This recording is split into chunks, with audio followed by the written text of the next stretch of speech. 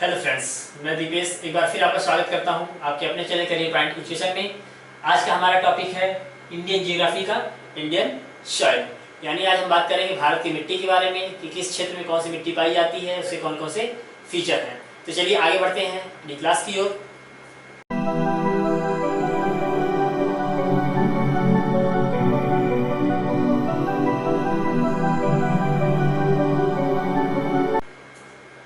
तो सबसे पहले आपको बता दें कि सॉइल होता क्या है। तो मिट्टी होती क्या है? तो soil is nothing but it is a combination यानी कंपोजिशन ऑफ मिनरल्स। क्या होता है ये? मिनरल्स यानी खनिज का कंपोजिशन होते हैं मिट्टी।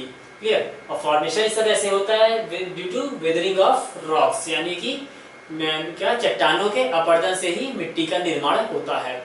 और मिट्टी के अध्ययन को क्या बोलते हैं? Study of soil is called pedology. Clear? इसको क्या बोलते हैं हम? पीडोलॉजी बोलते हैं। Study of soil is called pedology. तो यहाँ क्वेश्चन क्या बनता है कि फॉर्मेशन कैसे होता है? तो due to weathering of rocks यानी चट्टानों के अपरदन से, साथ ही साथ study of soil is called pedology. Clear? चलिए आगे बढ़ते हैं। अब बताते हैं टाइप्स ऑफ सॉइल क्या होते हैं, कि मतलब मिट्टी कितने प्रकार की होती है। तो बता दें टेक्सचर के आधार पे, कणों के साइज के आधार पे इसको तीन कैटेगरी में डिवाइड किया गया है: सैंडी, सिल्ट एंड क्ले। ठीक? बलुई, इसको बोलेंगे गाद, एवं चिकनी या कीचड़ टाइप की। ठीक? तो सैंडी में क्या होता है, इसमें जो मिट्टी के जो कण होते हैं ये साइज में थोड़ा बड़े होते हैं। ठीक ठीक बालू साइज के होते हैं। फिर क्ले में क्या होता है, एकदम चिकनी मिट्टी होती है। जैसा कि डायग्राम्स क्लियर हो रहा है कि इसमें जो कणों की साइज है, टेक्सचर की साइज कहती है थोड़ी बड़ी है, इसमें बहुत ही छोटे हैं। और इन दोनों का जो मिला जुला रूप होता है वो क्या होता है? वही होता है क्या? गाद। गाद क्या होता है? जो नदियों के जो अपस्ट्रीम होती है और डाउनस्ट्रीम होती है उनके द्वारा जो क्या कोस्टल एरिया में जो जमा किया जाता है मिट्टी, उसको क्या बोलते हैं हम? उसी को हम बोलते हैं सिल्ट या गाद बोलते हैं। क्लियर? अब बात करते हैं कि इंडियन सॉइल को कितने कैटेगरीज में डिवाइड किया गया है। तो the Indian council of agricultural research यानी आईसीएआर ने क्या किया है? इसको 8 कैटेगरीज में डिवाइड किया है। 8 कैटेगरीज में डिवाइड किया है। कौन कौन सी? Alluvial soil, black soil, red soil, laterite, arid, saline, peaty and forest soil में, यानी कि जलोढ़ मिट्टी, काली या रेगुल मिट्टी, लाल मिट्टी, लेटराइट मिट्टी, मरुस्थलीय मिट्टी, लवण मिट्टी या लवणीय मिट्टी, पीटिस मिट्टी और पर्वतीय मिट्टी। तो ये आईसीएआर ने, Indian council of agricultural research ने 8 पार्ट्स में डिवाइड किया गया है, भारतीय कृषि अनुसंधान संस्थान ने। फिर अब बात करते हैं यहाँ पे एक एक सॉइल के बारे में, हम उसको डिस्क्राइब करेंगे, साथ ही उसके फीचर, उसके फंक्शन और उसके जो उसका डिस्ट्रीब्यूशन है उसके बारे में यहाँ पर बात करेंगे। तो सबसे पहले बात करते हैं हम एलुवियल सॉइल की। तो एलुवियल सॉइल यानी कि जलोढ़ मिट्टी। तो alluvial soil is form by erosional and depositional activity of river. तो ये नदियों के इरोजनल एंड डिपोजिशनल यानी कि अपरदन एवं जमाव के परिणाम स्वरूप ये मिट्टी बनती है। क्लियर? तो जैसे डायग्राम में दिख रहा है यहाँ पे क्या एलुवियल सॉइल कौन सी है? ये है जो हमारे नॉर्दर्न प्लेन एरिया में फैली हुई है। तो होता क्या है कि जो हिमालय से आने वाली जो नदियां हैं वहां से ऊंचे ढाल से बहती हैं, तो उस क्षेत्र से बहुत ही ज्यादा क्या होती है? इरोजन करती है, अपरदन, मिट्टी का अपरदन करती है और लाके इस प्लेन वाले एरिया में जमा करते हुए आगे बढ़ जाती हैं। जमा इसलिए करती है कि प्लेन एरिया है तो यहाँ पे उसका जो फ्लो होता है नदियों का वो धीरे हो जाता है, धीमा हो जाता है। तो क्या करती है वो वहाँ पे जमा करती जाती है और जाके फिर वो नदी आगे समुद्र में मिल जाती है। तो जो ये एरिया ही क्या है? ये हमारा एलुवियल सॉइल वाला एरिया है। ठीक है? इस क्षेत्र में कौन सी मिट्टी पाई जाती है? एलुवियल यानी जलोढ़ मिट्टी पाई जाती है।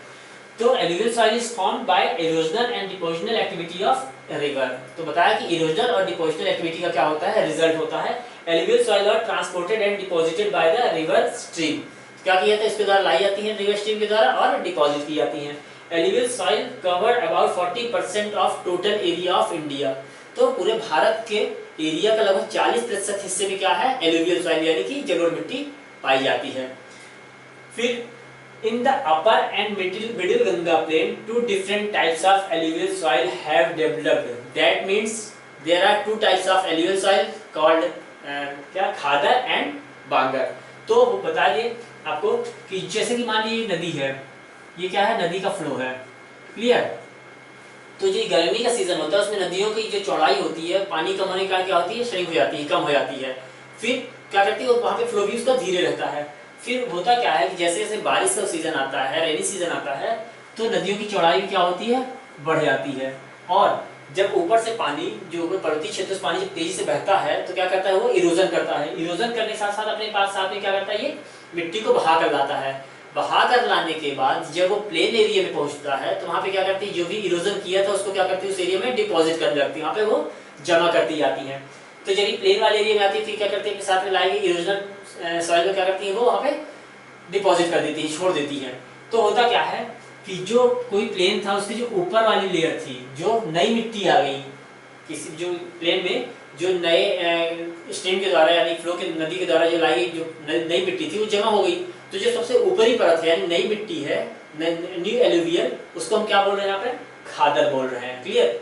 और जो पहले से जमा है यानी जो नीचे दब गई है उसको हम क्या बोलेंगे, old alluvial, is termed as bhangar. तो क्लियर है कि खादर क्या होती है और बांगर क्या होती है। याद कीजिए हमारी क्वेश्चन प्लेन वाला लेक्चर, उसमें हमने ये सब चीजें क्लियर की थी कि खादर क्या होते हैं, बांगर क्या होते हैं। ठीक, वहाँ पे बताया था कि कोस्टल प्लेन में दो प्रकार की ये एलुवियल सॉइल पाई जाती है, खादर और बांगर। वहाँ पे एक एक चीजें हमने अच्छे से समझाया है, आप उसको वीडियो को देखिएगा तो चीजें ज्यादा क्लियर हो पाएंगी। क्लियर। तो alluvial soil can be divided into two parts. Alluvial soil को हम क्या करते हैं, दो पार्ट्स में डिवाइड कर सकते हैं। New alluvial termed as khadar and old alluvial is termed as bhangar. देखिए याद करने का बता रहा हूँ कि अल्फाबेट में ABCD जो पहले आएगा वो क्या होगा, पुराना होगा। ठीक, जो पहले आ गया भाई, जैसे हमारे पिताजी पहले आए दुनिया में तो क्या हुआ, वो पुराने हुए, उनकी एज ज्यादा हुई। ठीक, तो जो पहले आया वो पुराना, तो बी पहले आएगा और के बाद में आएगा।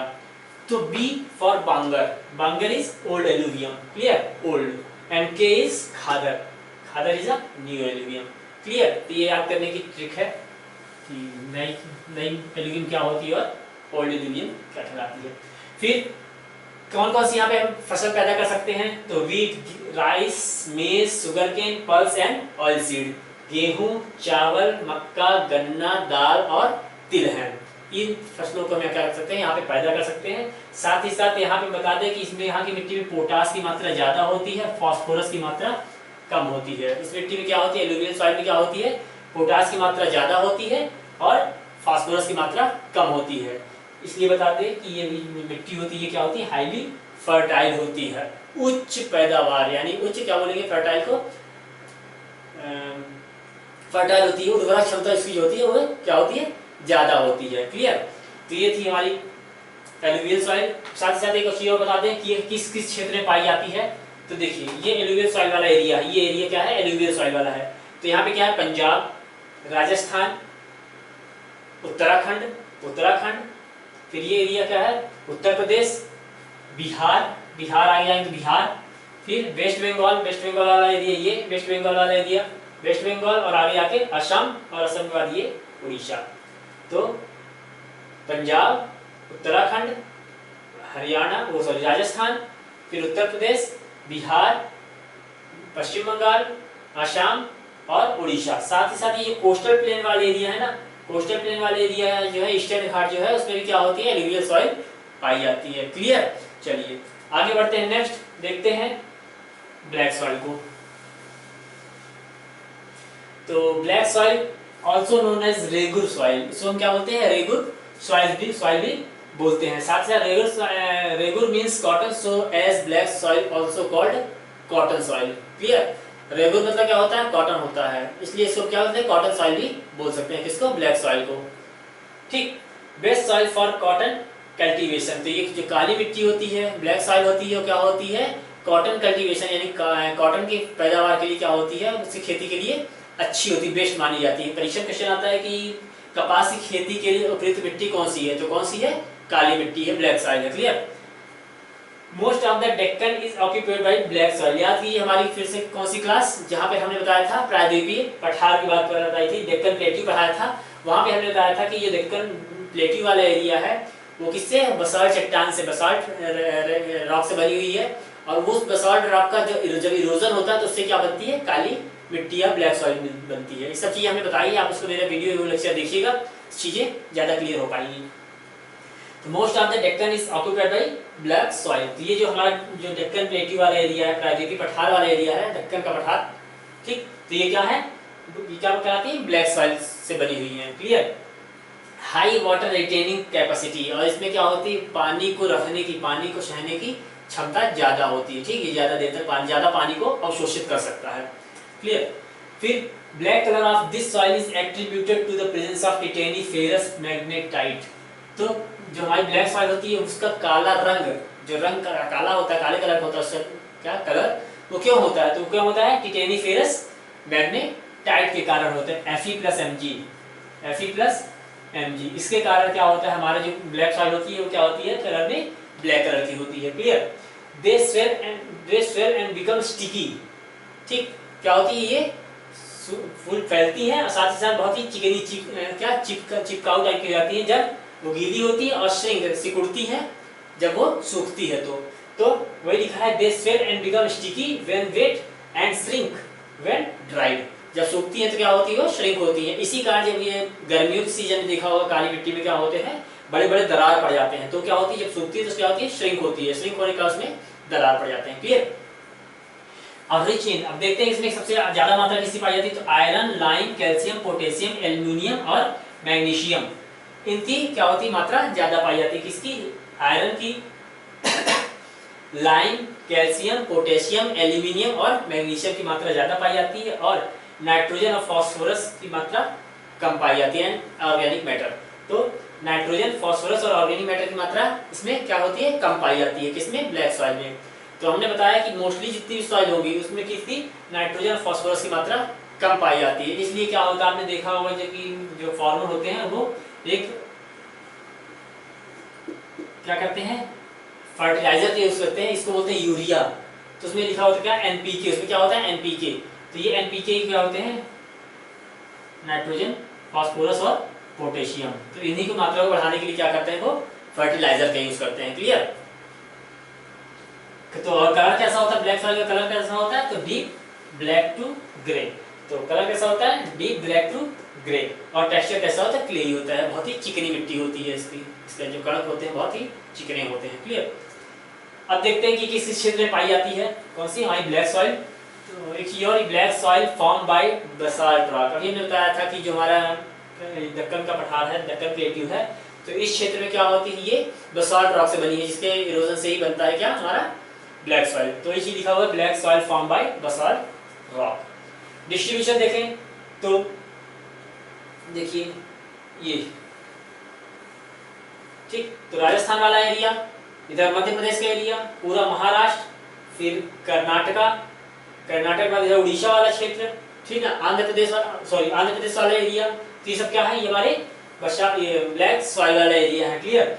तो क्या पार्ट ऑफ राजस्थान यानी बूंदी और Tonk, UP, western and Madhya Pradesh, whole Maharashtra, south Orissa देखिए ये वाला एरिया, ये उड़ीसा का एरिया। तो south Orissa, Andhra Pradesh and north Karnataka और आंध्र प्रदेश वाला एरिया। तो ये कुल मिला के क्या है, ये ब्लैक सॉइल वाले एरिया है। क्लियर? इनका यहाँ पर क्या है, डिस्ट्रीब्यूशन। अब बात करते हैं हम रेड सॉइल की। The red soil denotes the third largest soil group of India. सबसे ज्यादा थर्ड नंबर पर पाई जाने वाली मिट्टी कौन सी है, रेड सॉइल है। Covering about 10.6% of over area of India. तो 10.6% जो है एरिया कौन सी मिट्टी कवर करती है, पूरे भारत का रेड सॉइल यानी लाल मिट्टी कवर करती है। लोकली कॉल्ड चाका इन आंध्र प्रदेश। आंध्र प्रदेश इसको क्या बोलते हैं, चाका ही बोलते हैं। क्या बोलते हैं, चाका बोलते हैं। क्वेश्चन बनता है कि आंध्र प्रदेश में लाल मिट्टी को क्या बोला जाता है, तो क्या बोला जाता है, चाका बोला जाता है। कलर कैसा होता है, तो the soil develops a reddish colour. किस कलर की होती है, लाल रंग की होती है। Due to a wide diffusion of iron in crystalline and metamorphic rock. तो क्रिस्टलाइन यानी रवेदार और कायांतरित चट्टान में आयरन के डिफ्यूजन, आयरन के निक्षालन डिफ्यूजन के कारण क्या होता है, इसका कलर कैसा होता है, रेडिश कलर का होता है। तो कुल मिला के हमारी जो रेड सॉइल होती है किस रंग की होती है, लाल रंग की होती है। लेकिन it looks yellow when it occurs in hydrated form, यानी जब ये गीली हो जाएगी तो किस कलर की दिखेगी, येलो कलर की दिखेगी। जब सूखी होगी तो रेड कलर की दिखेगी। तो इसीलिए बोला जाता है कि जो ये रेड सॉइल होती है, रेड सॉइल की जो ऊपरी परत होती है वो क्या होती है, रेड होती है। लेकिन जो निचली परत होती है वो क्या किस कलर की होती है, वो येलो कलर की होती है। क्योंकि वो नीचे क्या होती है, हाइड्रेटेड फॉर्म में होती है, वो वहाँ पे गीली होती है। तो इसलिए क्या होती है, upper layer is red and the lower layer is yellow. Clear? पूरा दिन इसमें क्या कमी पाई जाती है, अभी बताया था नाइट्रोजन और फास्फोरस की मात्रा मोस्टली जो सॉइल होंगी उनमें कम पाई जाएगी। तो नाइट्रोजन, फास्फोरस एंड ह्यूमस की मात्रा भी कम पाई जाती है। Nitrogen, phosphorus and humus. और सॉइल टेक्सचर की बात करें तो varies from sand to clay and loam. तो इसकी जो टेक्सचर होता है वो कैसा होता है, बलुई से लेके चिकनी तक, साथ ही साथ दोमट मिट्टी भी, दोमट चौथी भी होती है। क्लियर इसका टेक्सचर किसका, रेड सॉइल का। अब बात करते हैं कि ये किस किस एरिया में पाई जाती है भारत के, इंडिया किस क्षेत्र में पाई जाती है। तो देखिए ये हमारा ये जो लाइनें है, डैश है, ये सब क्या है, ये हमारे रेड सॉइल है। क्लियर, तो रेड सॉइल देखिए यहाँ पे मध्य प्रदेश, छत्तीसगढ़, बिहार, झारखंड, उड़ीसा, उड़ीसा बाद आ गया है तो आंध्र प्रदेश, तमिलनाडु, केरल, कर्नाटका, ठीक है, थोड़ा बहुत महाराष्ट्र भी। फिर ये सेवन सिस्टर्स जो हैं हमारे नागालैंड, त्रिपुरा, मिजोरम, मेघालय, अरुणाचल प्रदेश, ठीक, इन सब क्षेत्रों में पाई जाती है कौन सी, हमारी रेड सॉइल। तो देखिए मध्य प्रदेश, छत्तीसगढ़, झारखंड, बिहार, मध्य प्रदेश, छत्तीसगढ़, झारखंड, बिहार, फिर उड़ीसा, आंध्र प्रदेश, वेस्ट बंगाल, उड़ीसा, आंध्र प्रदेश और वेस्ट बंगाल वाला एरिया, फिर असम में भी, असम ये एरिया, ये असम का एरिया, ये वाला एरिया, फिर तमिलनाडु, कर्नाटका, महाराष्ट्र, तमिलनाडु, कर्नाटका, महाराष्ट्र, नागालैंड, मणिपुर, मिजोरम, त्रिपुरा एंड मेघालय। तो ये सेवन सिस्टर वाला एरिया, ये हमारा ईस्टर्न इंडिया। तो ये सब क्या है, हमारे रेड सॉइल के क्षेत्र है, यहाँ पे हमारा रेड सॉइल पाया जाता है हमारे इंडिया में। चलिए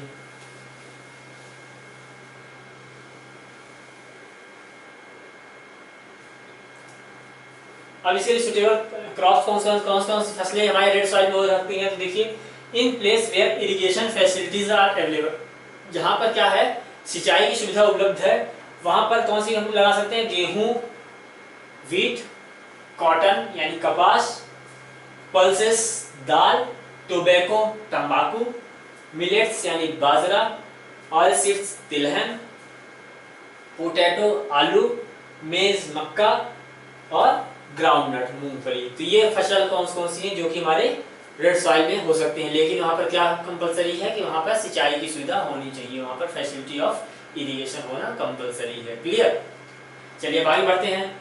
laterite soil, name from Latin word letter.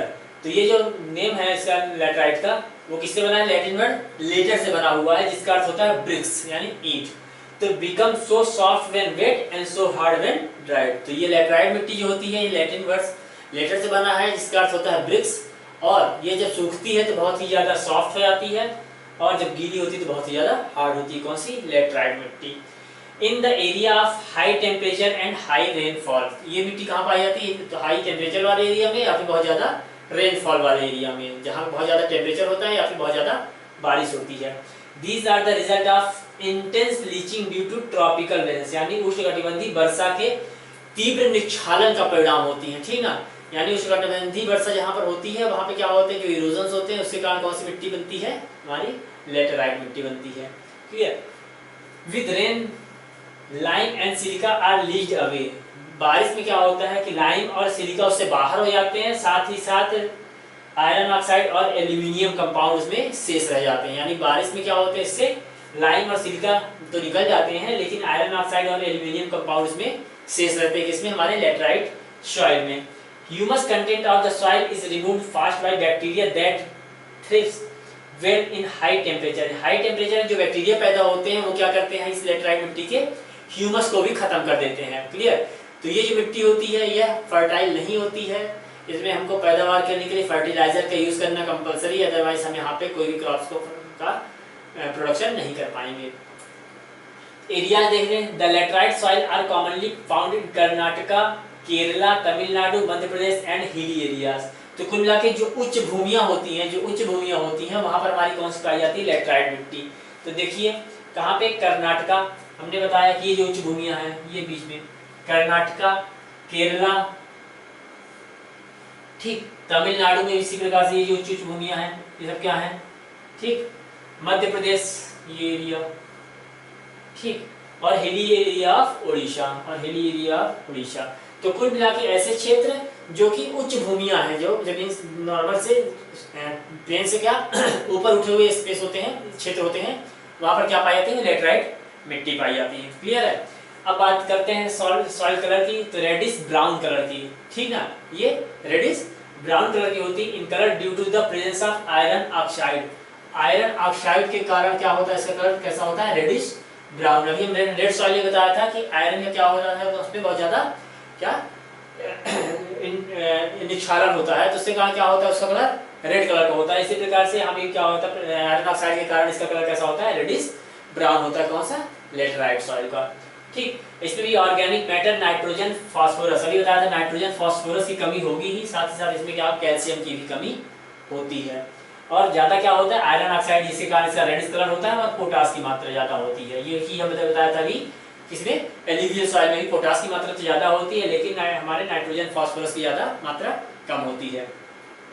Hence laterite are not suitable for cultivation. आगे वही चीज बताया अभी मैंने कि ये जो होती है कल्टीवेशन के लिए बहुत ही बेकार मिट्टी होती है, not suitable for cultivation. However fertilizer is required for making the soil fertile for cultivation. तो इसमें क्या होता है, फर्टिलाइजर का यूज करना कंपलसरी होता है अगर हमको उसमें फसल को पैदा करना है तो।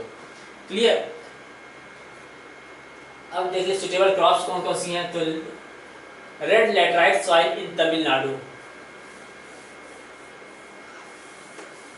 तो तमिलनाडु, आंध्र प्रदेश एंड केरला में ये मिट्टी पाई जाती है। तमिलनाडु, आंध्र प्रदेश और केरला यानी निचले हिस्से में हमारी ये मिट्टी पाई जाती है। साथ ही साथ कौन कौन सी होती है, तो इसमें suitable tree crop like cashew nut, इसमें कौन सी पाई जाती है, मेनली कैश्यू नट की खेती होती है किसमें, लेटराइट मिट्टी में। क्लियर। और टी प्लांटेशन के लिए भी ये मिट्टी सूटेबल होती है, चाय के बागानों के लिए। क्लियर। इसीलिए यहाँ पे हमने केरला और ये सब बताया है।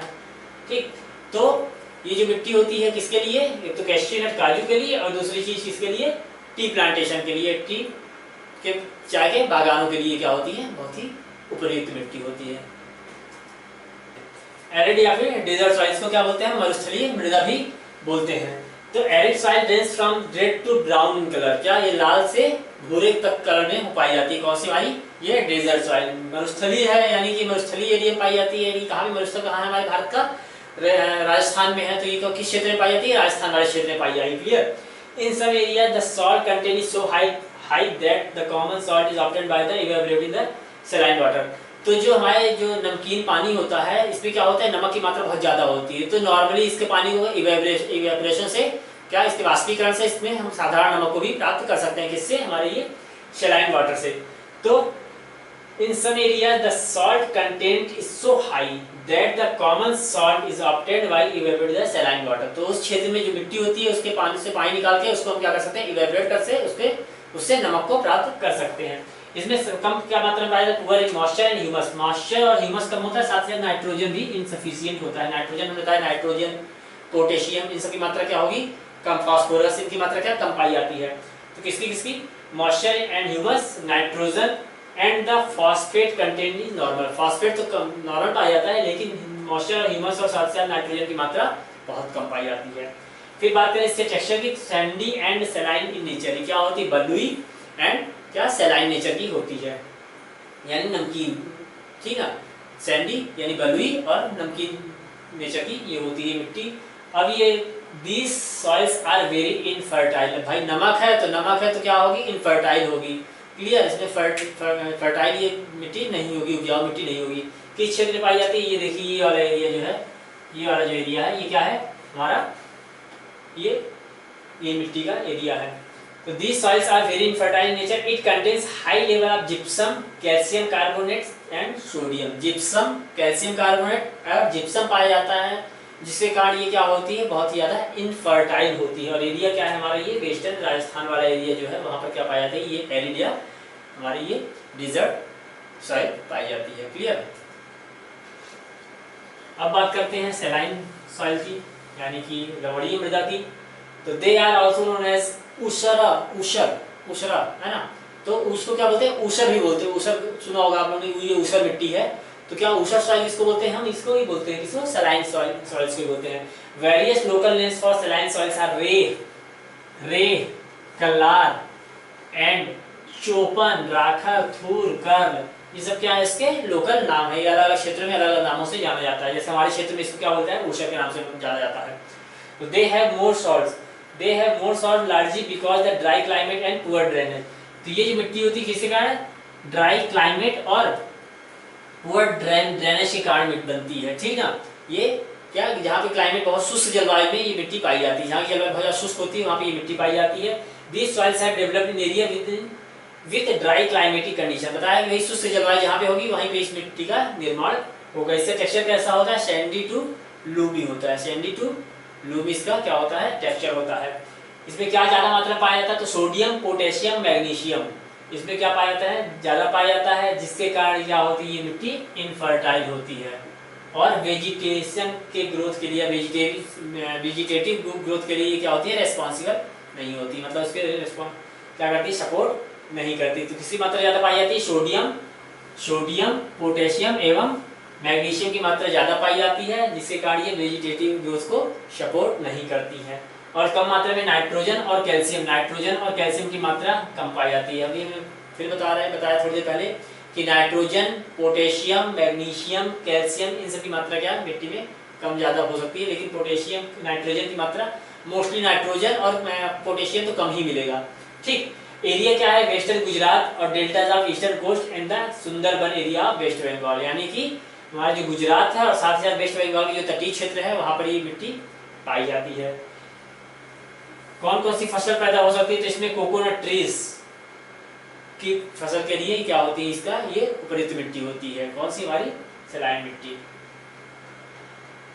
Cultivating salt resistant crop like क्या, बरसीम, अब जिसमें जो ऐसी मिट्टी जो कि सॉल्ट में भी पैदा हो सकती है, वो ऐसी जो फसल जो सॉल्ट में भी पैदा हो सकती है, सॉल्ट रेजिस्टेंट जो भी हमारी क्रॉप्स होती हैं, उसको क्या करते हैं, उसके लिए ये कौन सी उपयुक्त मिट्टी होती है, जैसे बरसीम, ढैंचा एंड अदर ल्यूमिनस क्रॉप्स, जो कि फली वाली फसलें होती हैं, उनके लिए कौन सी हमारी मिट्टी क्या होती है, उपयुक्त होती है। अब बात करते हैं पीटी सॉइल की, यानी पीटमस मृदा की। जो मेन थे आपके वो alluvial soil, black soil, red soil and laterite soil, ये मेन थे, इनसे परीक्षाओं में आने के चांसेस ज़्यादा हैं।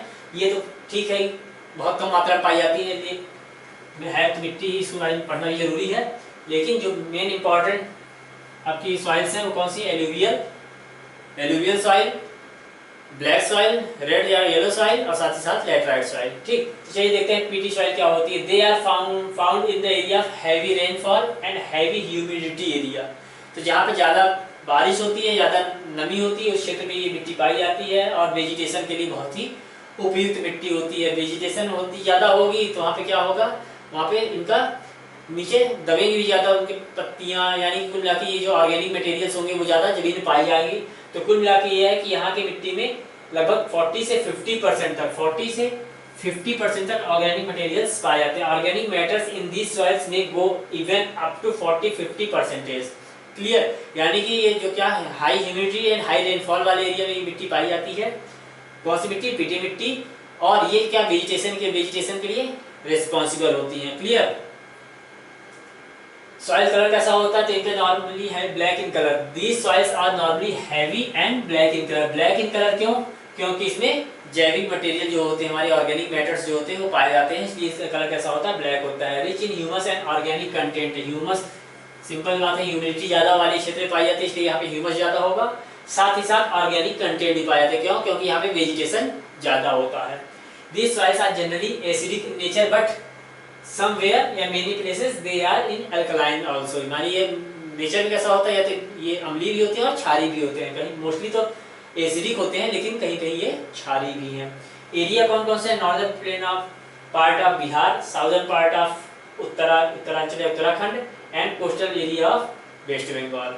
क्लियर, तो यानी कि बिहार, उत्तराखंड, तमिलनाडु, उड़ीसा और वेस्ट बंगाल वाले क्षेत्रों में ये मिट्टी पाई जाती है। फॉरेस्ट सॉइल यानी कि वन मृदा या जंगली मृदा, तो जैसा कि इसका नाम है फॉरेस्ट सॉइल, ये कहाँ पाई जाती है, मोस्टली ये पर्वतीय क्षेत्रों में पाई जाती है। पर्वतीय क्षेत्र है तो वहाँ पर क्या होगा, वहाँ पर ज़्यादा बारिश होगी, यानी कि forest area where sufficient rainfall is available. जहाँ पर फॉरेस्ट होगा वहाँ पर मिट्टी पाई जाएगी, साथ ही साथ जहाँ पर ज़्यादा बारिश होती है।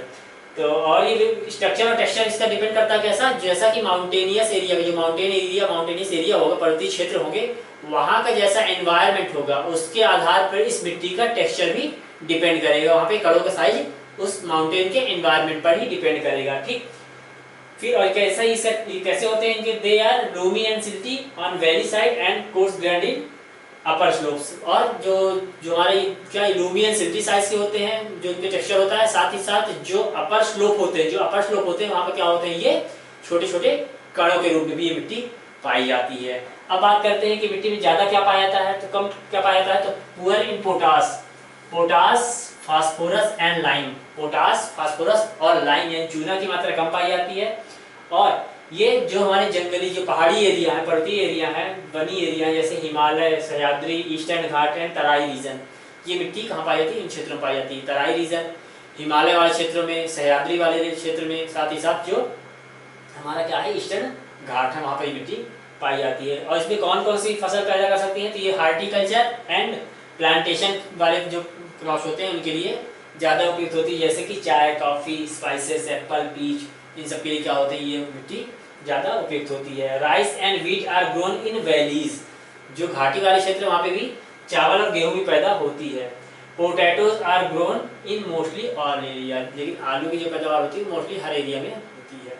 तो कुल मिला के ये थी हमारी आज की क्लास, जिसमें हमने बताया इंडियन सॉइल का डिस्ट्रीब्यूशन, उनका कैटेगरी, कितने कैटेगरी में डिवाइड किया गया, उनके कौन कौन से फीचर्स थे इसके बारे में हमने देखा। लेकिन बता दूं कि इसमें जो आपकी ब्लैक सॉइल है, एलुवियल सॉइल है, लेटराइट है और रेड सॉइल है, ये मेन है। बाकी चीज़ें से इनसे क्वेश्चन बहुत ही कम बनते हैं, आपको ये देखना केवल कि किस क्षेत्रों में पाई जाती है। तो चलिए आप देखते रहिए हमारे चैनल, जुड़े रहिए, वीडियो को लाइक कीजिए, चैनल को सब्सक्राइब कीजिए और वीडियो को ज़्यादा से ज़्यादा शेयर कीजिए, ताकि ज़्यादा से ज़्यादा लोगों को बेनिफिट मिल सके। ओके।